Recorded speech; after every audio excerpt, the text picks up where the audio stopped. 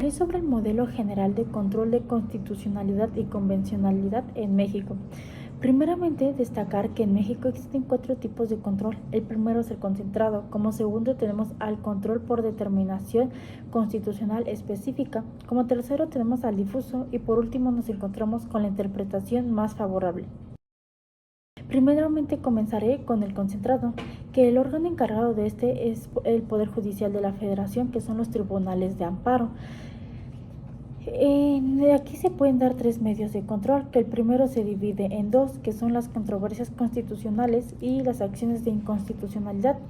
De ambos, su fundamento se encuentra en el artículo 105, pero en las controversias constitucionales se encuentra en la fracción primera, que aquí se describe entre quiénes se puede suscitar este tipo de controversias, que dice que es la federación y una entidad federativa, la federación y un municipio, una entidad federativa y otra, 2 municipios de diversos estados, 2 poderes de una misma entidad federativa, un estado y uno de sus municipios. Y en cambio, el de las acciones de inconstitucionalidad, su fundamento igual en el 105, pero en la fracción segunda, que aquí dicen que las acciones de inconstitucionalidad podrán ejercitarse dentro de los 30 días naturales siguientes a la fecha de publicación de la norma.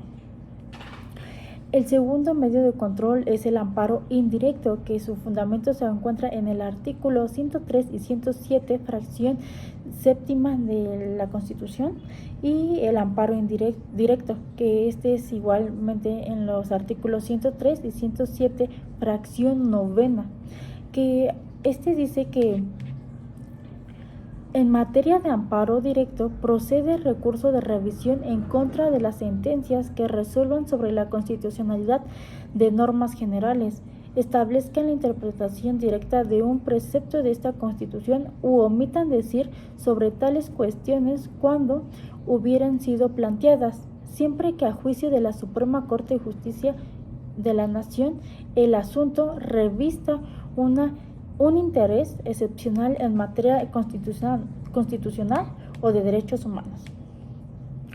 Y de todo esto que he hablado, el posible resultado de estos no hay punto medio. Puede ser que la declaración de inconstitucionalidad con efectos generales o interpartes, o que no se haya una declaratoria de inconstitucionalidad, y esto se puede dar solo de forma directa. Como segundo tipo de control nos encontramos al control por determinación constitucional específica. Este se encarga por 2 órganos, que primeramente nos encontramos al Tribunal Electoral en juicio de revisión constitucional electoral de actos o resoluciones definitivos y firmes de las autoridades electorales locales en organización y calificación de comicios o controversias en los mismos, y su fundamento se encuentra en el artículo 41, en la fracción sexta, y en el artículo 99, en el párrafo sexto.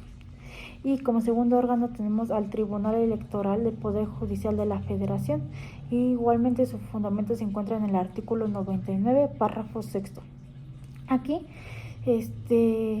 no, el tipo de resultado es que no hay una declaración de inconstitucionalidad, sino solo de inaplicación, y la forma en la que se puede dar es de manera directa e incidental. Como tercer tipo de control nos encontramos con el control difuso, y los órganos encargados de esta son los tribunales restantes.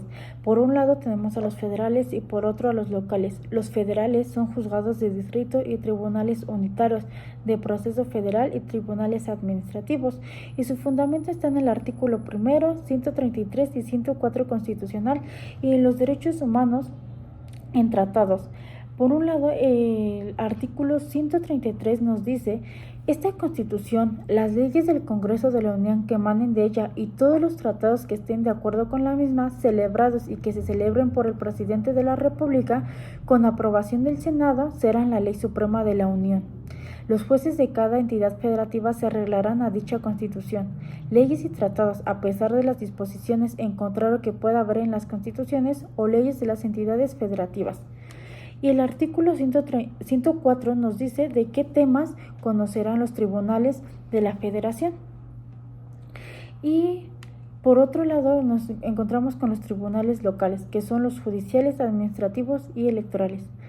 Aquí su fundamento nuevamente es el artículo primero 133 y el artículo 116 y los derechos humanos en tratados nuevamente. El artículo 116 nos dice que el poder público de los estados se dividirá por su ejercicio en ejecutivo, legislativo y judicial, y no podrá reunirse dos o más de estos poderes en una sola persona o corporación, ni depositarse el legislativo en un solo individuo. Y aquí nuevamente, como en el control por determinación constitucional específica, nos dice que el posible resultado es que nuevamente no habrá una declaración de inconstitucionalidad, pero sí una de inaplicación, y la forma en la que se puede dar todo esto es incidental. Por último, nos encontramos con el control de interpretación más favorable. Los órganos encargados de esta son todas las autoridades del Estado mexicano. Su fundamento se encuentra en el artículo primero constitucional y en los derechos humanos en tratados.